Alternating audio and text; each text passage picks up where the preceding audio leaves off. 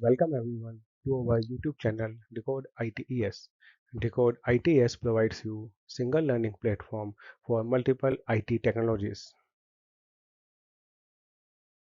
My name is Rohit Garg and I am having 13 years of experience as database administrator, database developer and trainer. You can also follow us on my personal blog MS SQL Fun. SQL Server Architecture. This is our next topic in SQL Server Learning series where we will discuss and describe what is SQL Server architecture. SQL Server architecture is a bit complex but very much required to understand. The idea of SQL architecture will help you to understand how SQL Server execute or performs any user request. SQL Server, a Microsoft RDBMS product, works on a client-server architecture model. Here, end user or a client tool sends a request to SQL Server. SQL Server accepts that request, process, and send the results back to the user.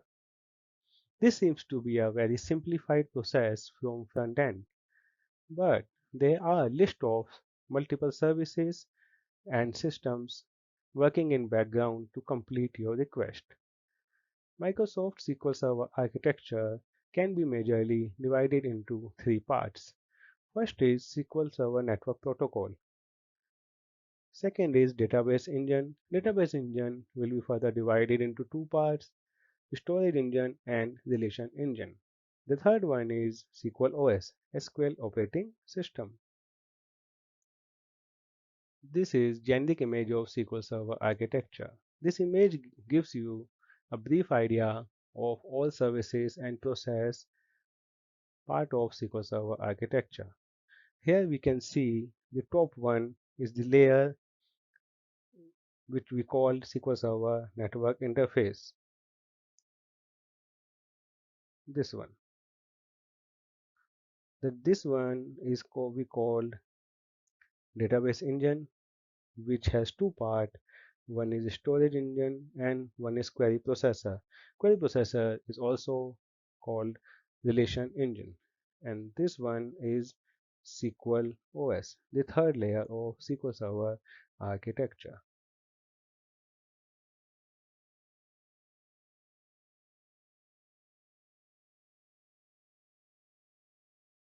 Now we will describe or discuss all three layers in detail.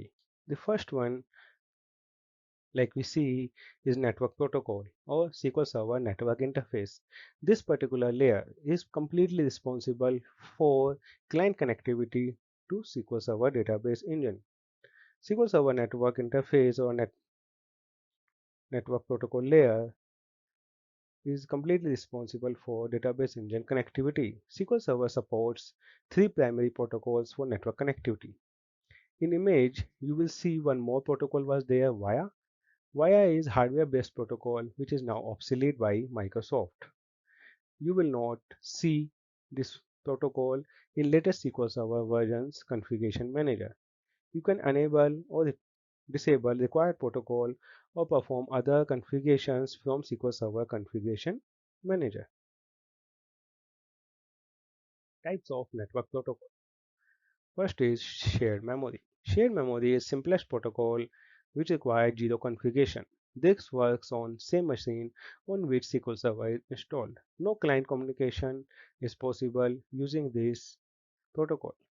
You can connect using local keyword in server name or simplified dot to create a shared memory connection. Next one is TCP/IP protocol. This is most widely used protocol for client server connectivity. You need to enable TCP protocol from SQL Server Configuration Manager. By default, SQL Server runs on 1433 TCP/IP port, but you can change it on the basis of your environment requirements. The third one is named pipe. Named pipe protocol is designed for LAN, local area network, and can be enabled or disabled from SQL Server Configuration Manager. This means this protocol connectivity will not work beyond particular LAN network. You can connect using NANPipe protocol by specifying the complete string mentioned here. This is for your default instance, and you need to mention this particular string for your named instance. You need to specify your instance name here, and you can use this for named pipe connectivity. Let's move to MySQL Server machine, and we will create one dummy connection using all these three protocols, and we will also review SQL Server Configuration Manager from where we can enable disable our required protocols. So friends, let's see how you can enable disable particular protocols in SQL Server. This is our SQL Server Configuration Manager. And in Configuration Manager, you can see we have three protocols available here. One is shared memory. Shared memory is only option you have, enable or disable it. Another is named pipe. You can enable it or disable it, or you can change this string if you want. You can customize it. Normally we don't do it because named pipe is very lessly used. Shared memory is used because it's a local one and you can't access it from outside the server. The limitation with the name pipe is works only on LAN network. You can't go beyond the LAN network. But in today's era, when networks are so complex, your one server is laying in US and one is in UK and another node is in India. At that time, it's not possible to work over LAN networks. So the most preferred and most usable network is TCP/IP protocol. So this is enabled here. If you go here, it will see that it's enabled, looks alive, keep alive, that how much time it will take, give you a connection to connect. Otherwise it will say connection is refused. IP addresses, you can see what IP address you can listen on. This is the IP address on which this particular SQL instance is running. This is the port on which this instance is running. So this is the our overview of network protocols in Configuration Manager. We will also derive a lesson completely dedicated to SQL Server network configuration, where we will see the different aspects of configuration of network, like encryptions, hiding an instance, or running SQL Server on multiple port.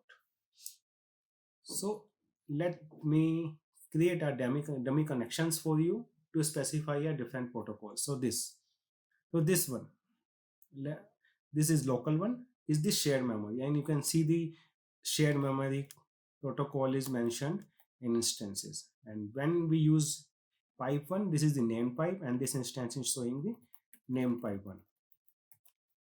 And when we specify a IP, it's using the TCP/IP protocol. So this is the DMB sys.dm underscore execute underscore connections. You can use this to review what type of protocols connections are using coming to your SQL Server instance. So when you run it, it will give you a fair picture, the connect time, session ID, protocol used, and other details. So let's back to our PPT and continue with the session of SQL Server architecture.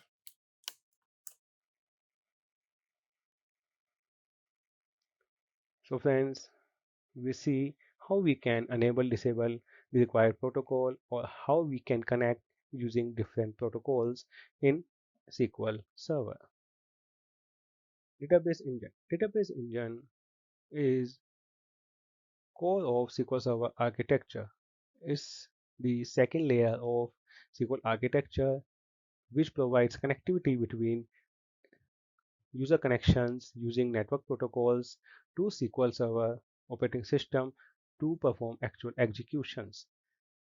Database engine is representation of logical architecture of database objects like tables, views, store procedures, functions, triggers, which further depends on two parts. One is storage engine, where these particular objects go physically stored.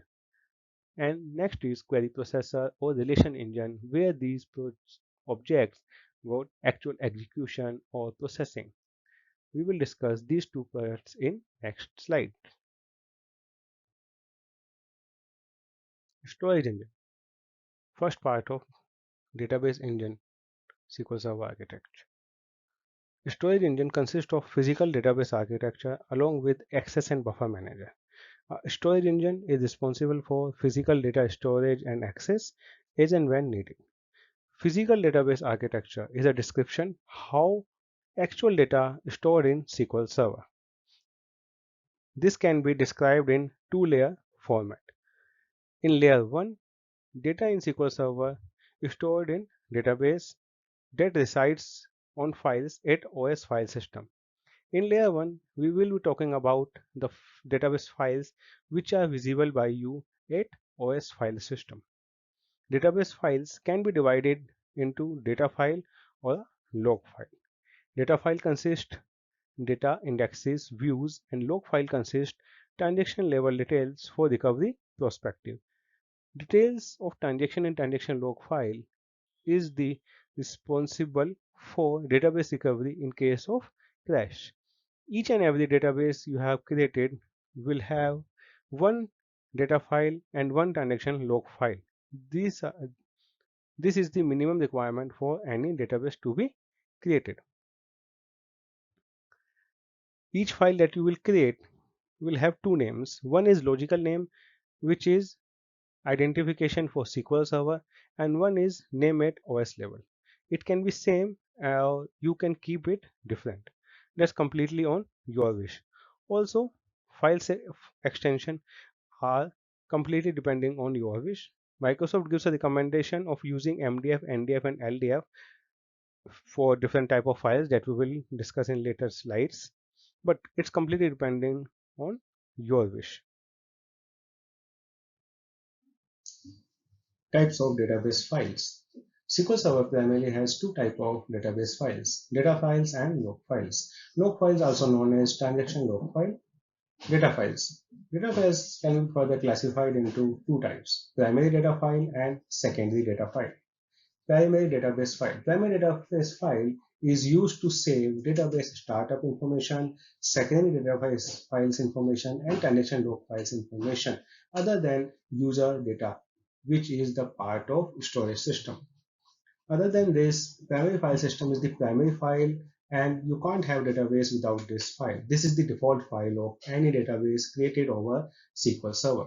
Microsoft suggests to use .mdf as an extension of this file, but you can change it as per your wish. Secondary data file. Secondary data file is user specific and optional file. You can create it as and when required. Sometimes database administrator recommend it to create it to gain a performance benefits. For example, you have database file in particular drive and you can't able to extend particular drive beyond one limit. What you will do in this case? You can have a downtime of a system and move database to another drive where you have a ample amount of space, or you can restrict the growth and add a secondary file in another drive to enjoy the space of new drive. This is the way we have saved the downtime by using the secondary data file. Another example, let's consider in your database there are some highly transactional database which need high IO operation benefits. What you can do, you can move those tables in separate secondary files, and those secondary files can be lie on different disks, and this will give you a high IOPS. In this way, database administrator can increase the performance of your database and your application throughput. Microsoft suggests to use NDF as an extension of secondary data file, but you can change it as per your wish. Transaction log file, one of the critical file from recovery and performance point of view. Transaction log file saves information of each and every transaction happens on your database. This is very helpful in crash recovery. As and when your database need recovery on the basis of transaction record, saves in tlog file, SQL Server do redo and undo operations. Also, tlog performs a major role in SQL performance or your data performance. We will be discussing how to maintain or how to administrate your tlog files in our SQL Server later series. Microsoft suggests to use .ldf as an extension of this, but you can change it as per your wish. So friend, this is the type of database files. Let me take you to my SQL Server instance to see how we can view the type of files in database and how we can manage them.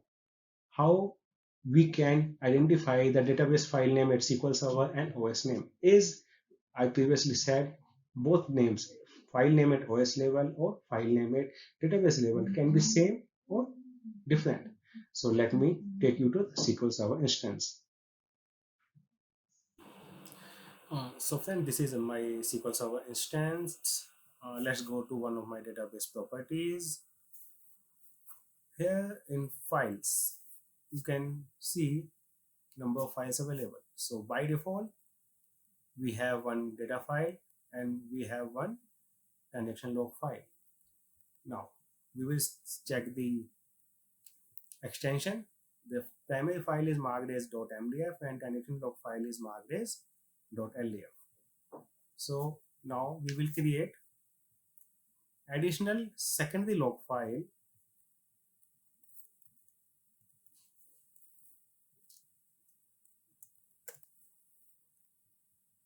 and what I will do, I will keep the same name here. Now I will create one more secondary file, different name.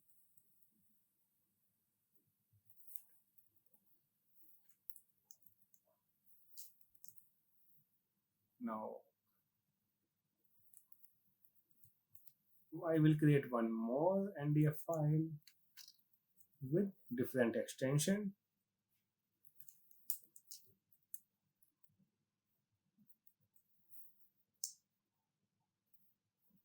Now I will create one log file, another log file with different extension.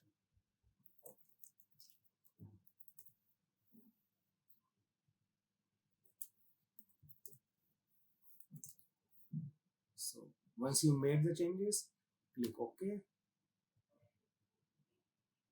and all changes are done. So let's see what exactly was saved.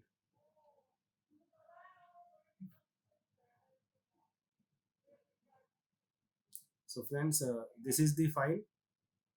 So friends, this is the file name 2017, and if you go here, the file, this is the primary file. Now this is your secondary file with same name. This is the file where OS name and logical file name is different, and this file 4 is this NDF file with the different extension, log file 2 with the different extension that we have created. Now we will explore the same at the disk level. So your c/program files,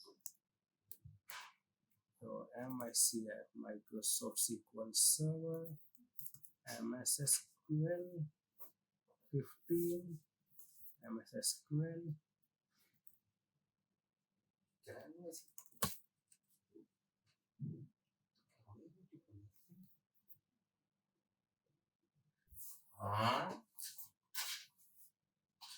So then let me take you to OS level, how these files are visible at OS level.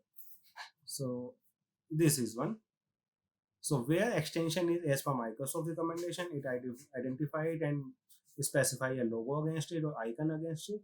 The files which are on your specific extension, Microsoft or SQL Server or Windows doesn't recognize it, but they will keep using it without any issue. So friend, let's move back to our session and discuss the further part of SQL Server architecture.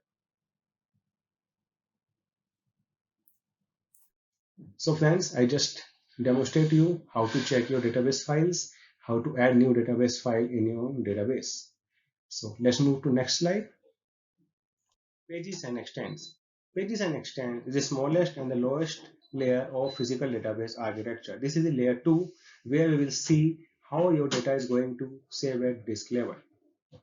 Let's consider extents. Extents are the combination of 8 pages. One page size is 8 KB, that makes your extent 64 KB.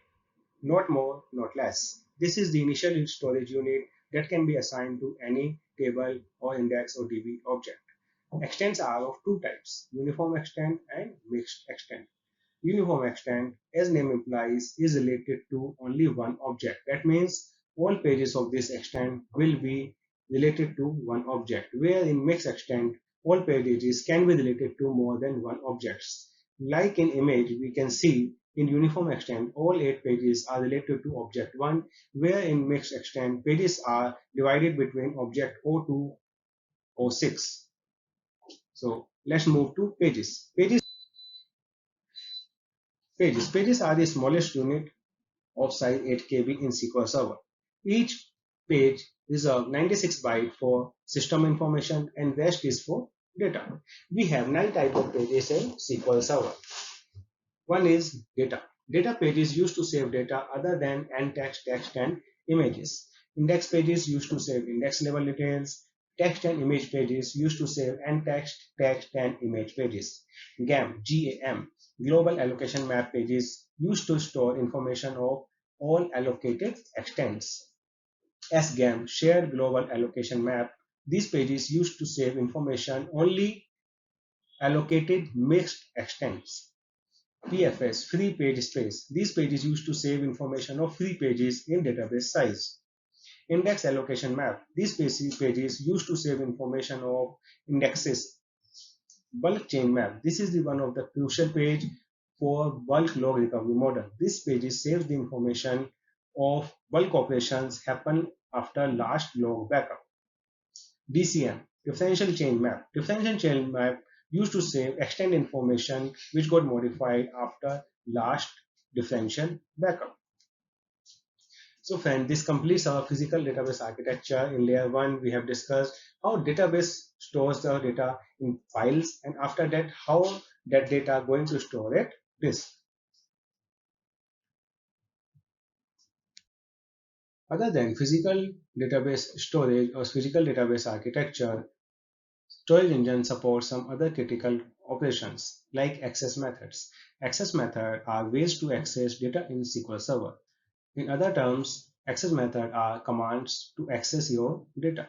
We have two types of command in SQL Server to access your data. One is DDL and DML.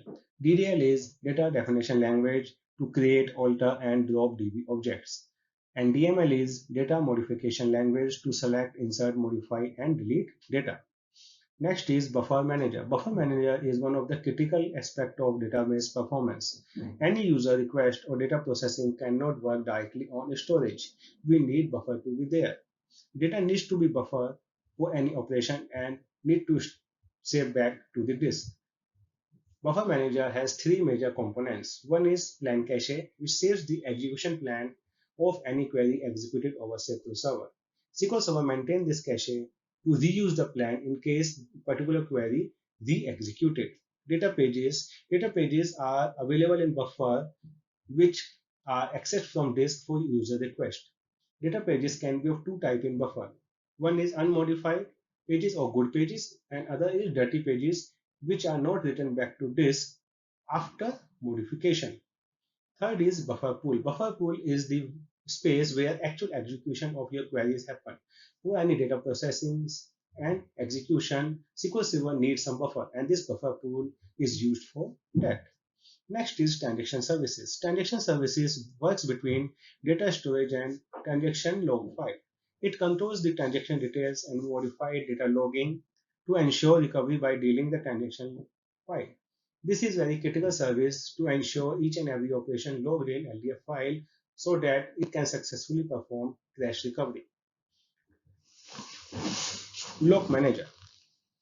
Each data access and modification require adequate log on data. These data log need to be upgraded to next level for any activity or any user request, or can be released after completion of the request.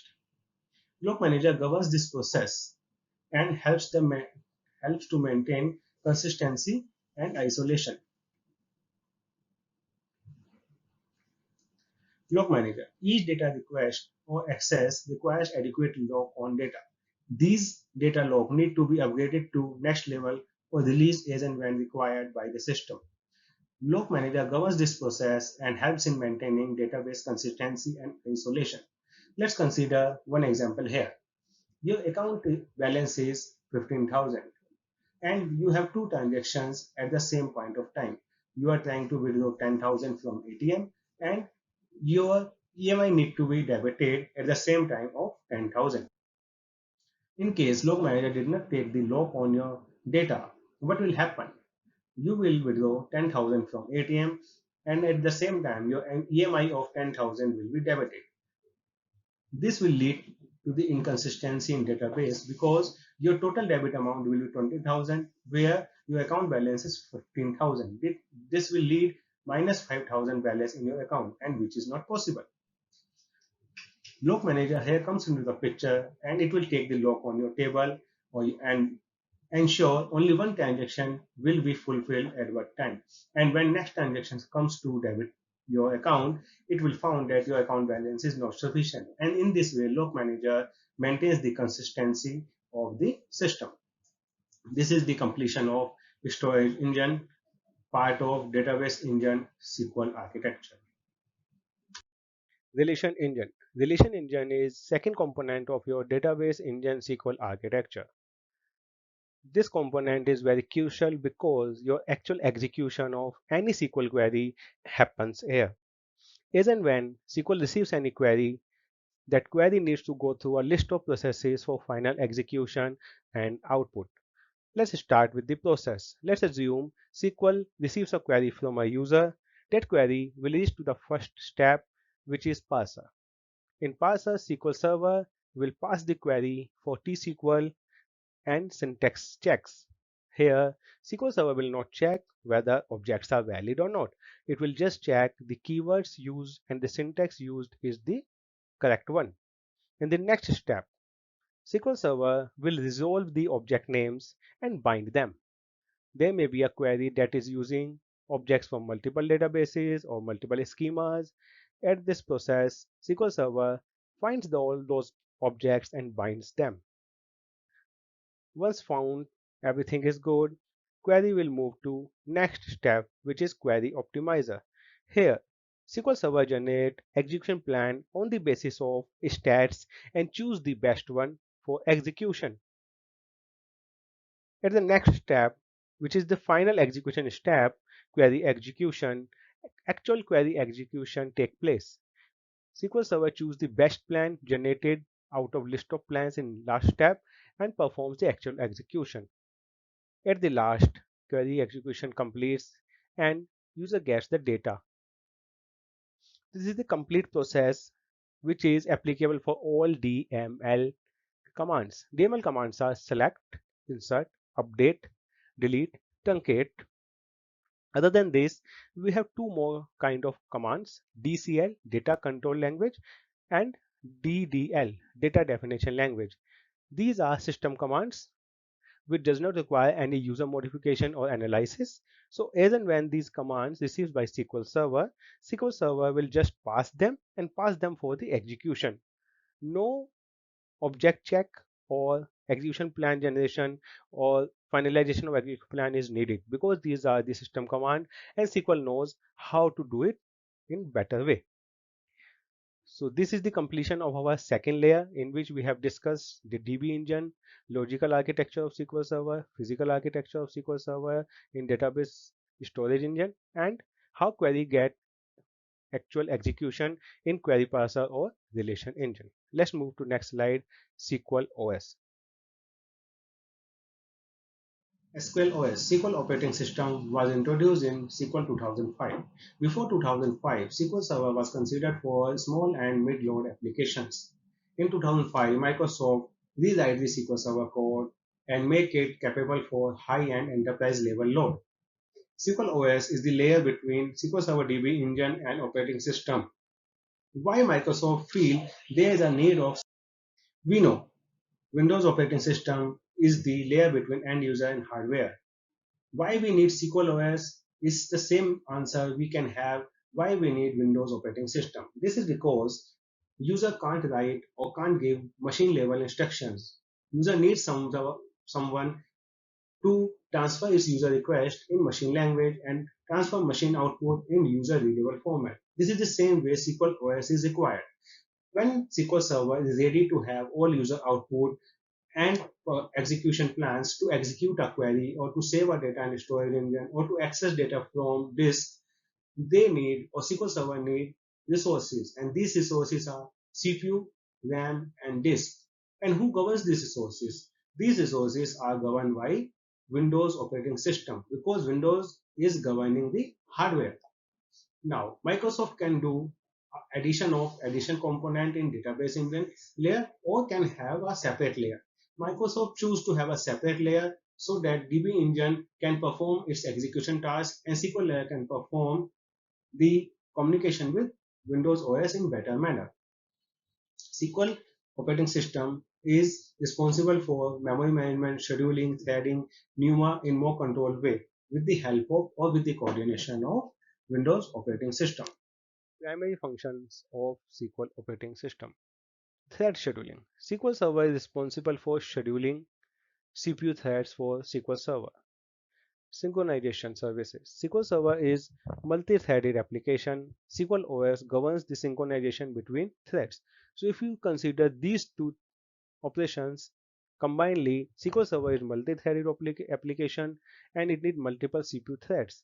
So thread scheduler allocates the threads to SQL Server and synchronization services will keep a synchronization between all those threads that when particular thread is completed, when it can be reallocated, when it need particular other resources like disk or RAM. The next one is IO manager. IO is a time-taking process. It depends on disk speed and type. SQL OS keeps monitoring IO operations and signal threads when completed. So this particular operation will keep monitoring the IO operation. Once IO operation is done, it will instruct the scheduler that now IO operation is completed. You can allocate a thread to this particular operation or this particular ask for the execution. External APIs.